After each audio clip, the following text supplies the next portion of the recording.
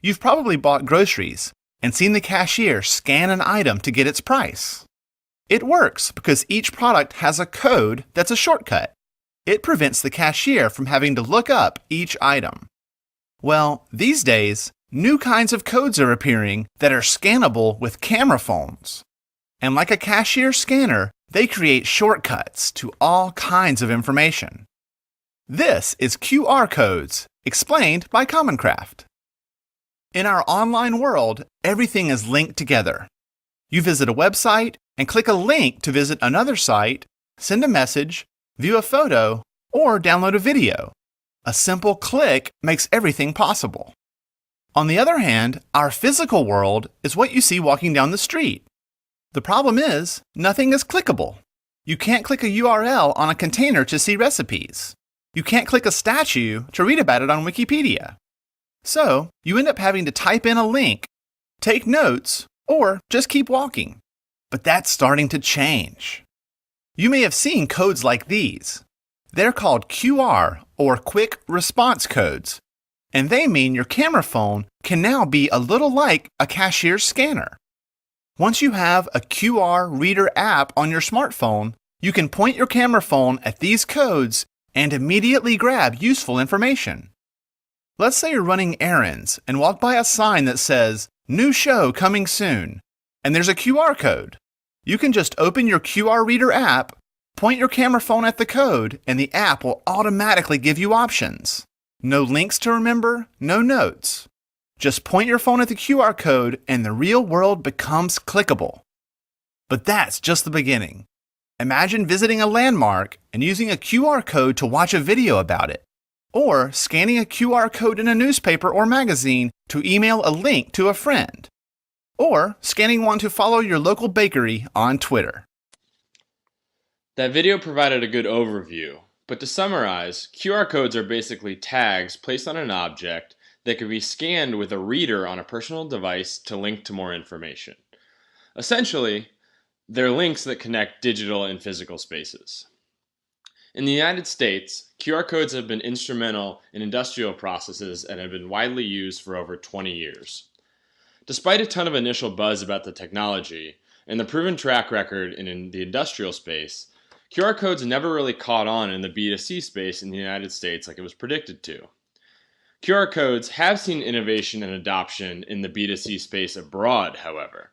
In China, for example, QR codes are used daily by a large portion of the population.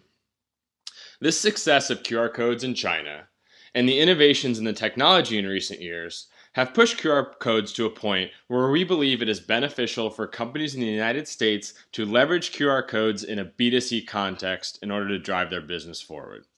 However, unlike in previous iterations, we believe the most effective method of adoption is for large tech companies to integrate QR code technology directly into their operating systems.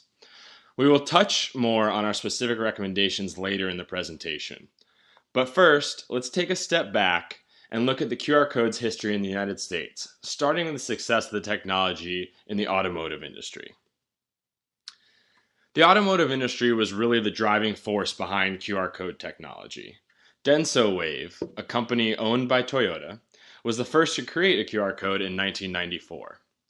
Toyota began using these QR codes to track the cars they made and the parts that went into their cars. The manufacturers would stamp the individual parts with a QR code, and then the workers would have a handheld device to scan the part to bring up more information.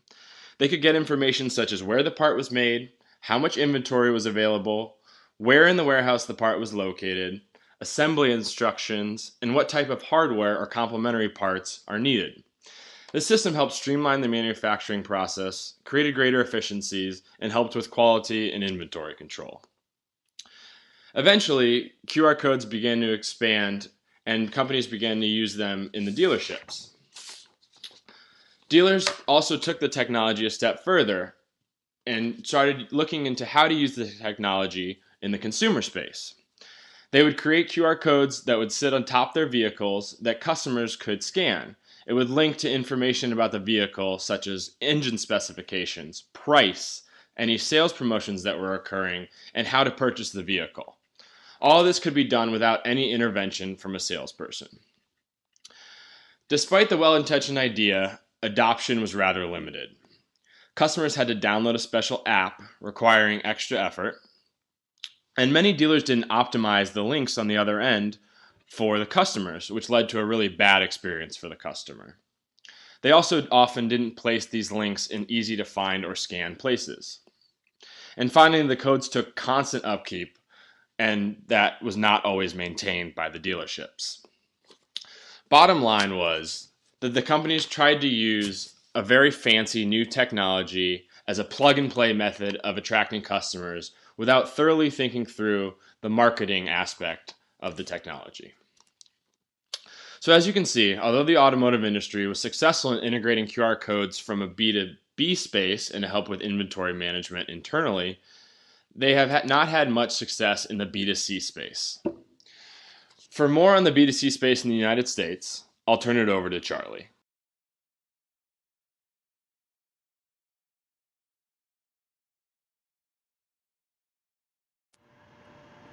Several advantages come to mind when considering QR codes in a B2C context.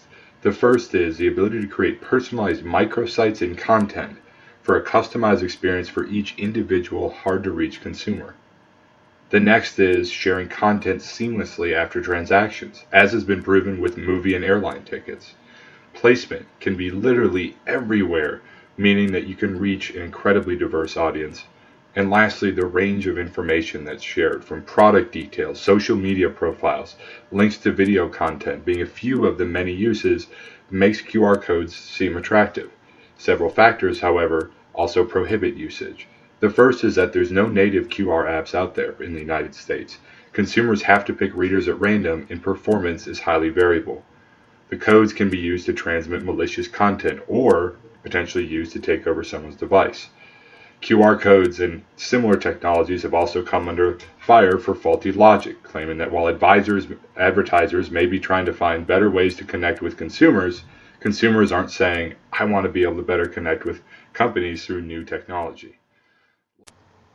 Let's start by talking about QR codes in the United States. 10 years ago, in 2008, the conversation seemed to really pick up, with many marketers across different industries wondering how the codes could either save or revolutionize their respective areas. Retail saw a way to enhance consumer engagement and tie QR codes to specific events to get individuals into their stores. Fundraisers saw a way to use the enhanced and streamlined transaction feature to eliminate high churn points that typically occur when giving charitable donations. Newspapers saw a way to hopefully finally create a connection between the physical paper and online content via QR codes. In short, no one knew how to use them, and the mobile technology wasn't quite there. Various organizations had some pretty epic fails, as detailed in this commentary. See, this is where I'm going to get so angry. Okay, here we go. When you send a QR code to me in an email, okay, it's on my phone. The camera that would scan the QR code is on the back of the phone. Unless I'm some sort of Jedi, I can't scan it. Well, yes, Scott, but if you're on your computer, then I'm already on the computer. A QR code is fancy talk for link. Just let me click it instead of scan it. I have seen QR codes on billboards off the freeway. I got it. It takes me 11 minutes to scan a QR code stationary. Driving a car, I've seen them on subway platforms. You have no signal. I can't scan it. I've seen them in airline magazines. There was one on my way here. I'm in a plane. Yeah, but they might take the magazine with them. Only very lonely people take these magazines with them. Well, that'll be good for reading at home by myself. I'll just take that home. Think before you do. I think QR codes are brilliant if used properly, and understanding they'll be used a very small amount of people and they make them work. Stop it. I will lose my mind on you if I see any of your organizations using them and not properly. That is a promise. That's all I have time for in my life, is to go around doing it. Be the Chuck Norris of QR codes. Tweet that. Comments such as these played a central role in the debate in the United States around 2012 amongst marketers, which was, has the day of QR codes already come and gone? Naysayers of the product had a point. Only 21% of American smartphone users reported ever scanning a barcode. Only 3% actually knew what a QR code was, and only 2% reported using them on a regular basis. These claims were countered by an argument that was twofold. One, that the technology was simply before its time. Data from the 2012 American Shopper study indicated that 54% of smartphone users were interested in using their device to download or scan coupons. Also, the dominant power of mobile marketing was at play. Total spend in the United States reached $4 billion in 2012 and showed no signs of slowing down. Clearly, this was a sector that would see success. And so the experimenting continued. Kraft Foods launched their Make Something Amazing campaign, which was designed to show users how to use Kraft Foods for everyday cooking and inspiration. QR codes, when scanned, led customers to a recipe page with written instructions and a video of how to use that particular cheese in a dish. Taco Bell, during the College Football Championship Series, showed that over 225,000 customers took the initiative to scan the QR codes featured on their packaging to view exclusive mobile videos previewing upcoming games. 5 years later, in 2017, the theme seems very much to be, how can QR codes be rebranded or used slightly differently to make them successful? Snapchat is one of the companies that's led the way here. After acquiring Snap.me in 2014, a well-known QR code specialist, they built the scanner directly into the app. Snap codes can unlock filters, open a Discover channel, or enable a user to access a mobile site while still in the app. They're often associated with live events or a limited time offer, which has resulted in 8 million downloads per day of Snap codes. Starbucks teamed up with a startup to create a Starbucks app that's accessed by simply scanning a code through someone's phone. They found that of all the individuals who did not have a Starbucks app installed, 27% were willing to access and use it if all they had to do was scan a QR code.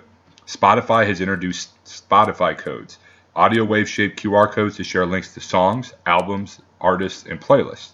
Facebook has created messenger codes, QR codes you can scan into a messenger at live events and then interact with a messenger bot that pops up to provide you with customized information.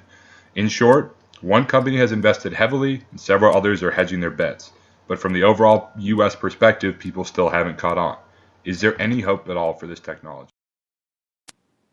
In the US and Europe, QR codes never really took off. They're slowly becoming more common in social media apps. Snapchat, Facebook, and Spotify have been pushing their users to scan the QR codes to unlock new filters, add friends, or even access playlists. But in China, QR codes are everywhere. They're used by major retailers, street markets, and even beggars. Estimates suggest that more than $1.65 trillion worth of transactions used the codes last year. Not 100 million, not even a billion, but $1.65 trillion. To further understand the ubiquity of QR codes in China, let's take a look at this video.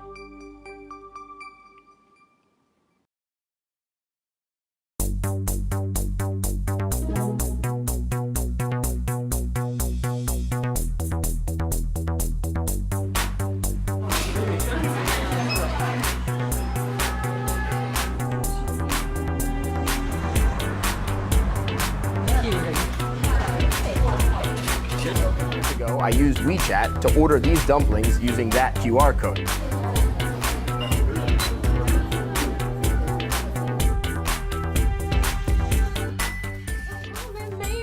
Ooh, stereo.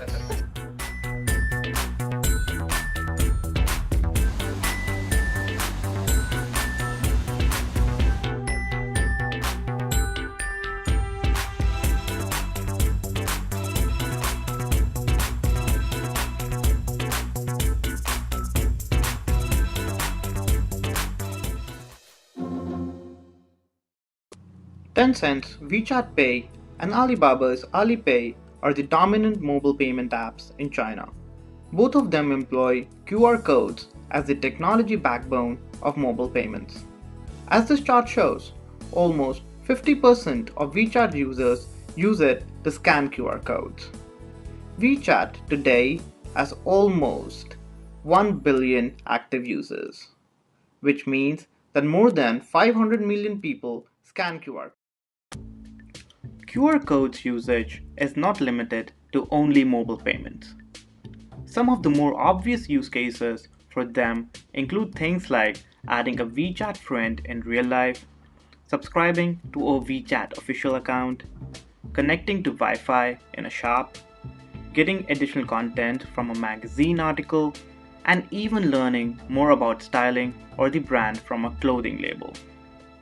But there are also a number of less obvious and interesting use cases in China. First one of them is giving and collecting gifts at a wedding. Here, a member of the bridal party wears a QR code to collect digital money. Secondly, giving and collecting alms. Bluntly, begging has gone digital in China. Even churches collect tithes through QR codes. You've probably seen those "Have you seen my dog" signs posted in your neighborhoods with a photo of the pet owner's lost dog. Not anymore in China.